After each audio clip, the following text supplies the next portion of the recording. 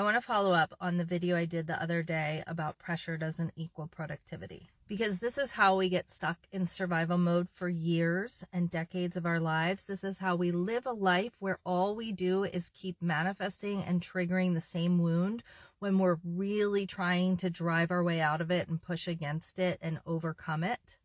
Basically, I was talking about how I got grounded. I got out of fight or flight about these big life changes that I'm thinking about over the next year, feeling an enormous amount of pressure, experiencing a lot of overwhelm, ending up completely confused by 10 a.m. Like, just kept hearing, I have to do this, I have to do all this stuff, and not actually being productive or being effective, not actually getting anything done.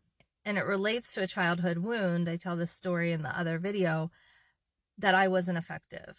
And I learned that from my father, who stressed me out and dysregulated me, which is probably why I wasn't effective. Because when you are in the stress state, your prefrontal cortex goes offline. Your executive functioning goes offline. As crazy as it is to say, I was dysregulated for most of my life. I had anxiety. Like, I was dysregulated from my childhood environment, and then I had anxiety at a very early age. I just didn't know I had anxiety, and mental health wasn't such like an awareness at that time. And then I was in survival mode for many decades, trying to be successful, trying to be effective by doing what was familiar, because I had deeply learned that I wasn't. So as I'm trying to do these things, it's like, I know deep down I don't believe I'm worthy. I don't believe I'm effective. I don't believe I can.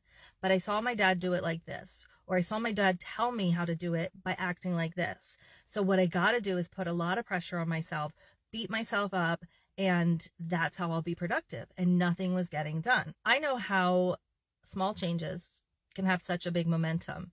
And so thinking about big changes is overwhelming. And those big changes and the things that need to happen for those big changes to occur need to be broken down into small steps that I do in a regulated and grounded state and get the experience of being effective.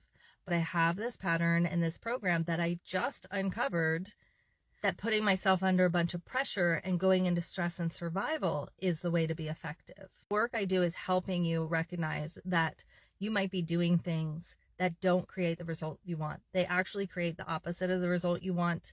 You may even be like me, and the reason that you weren't able to create that result that you wanted as a child was because this was being done.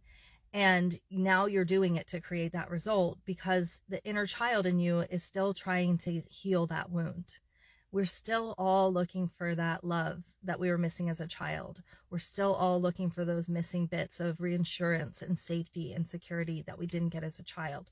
But what we're doing is we're recreating familiar patterns. We're getting dysregulated and we're letting ourselves be, it's almost like being a marionette on a string. Like, instead of being really connected and centered with your true self, but also with having the ability and the tools and the awareness to create that experience of whatever it is that you want.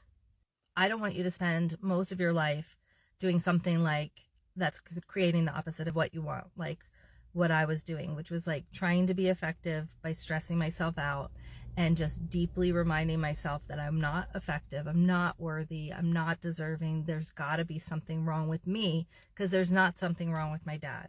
Because that's horrifying as a child to think that something's wrong with your caregiver. So you deeply internalize your own worth or lack of worth.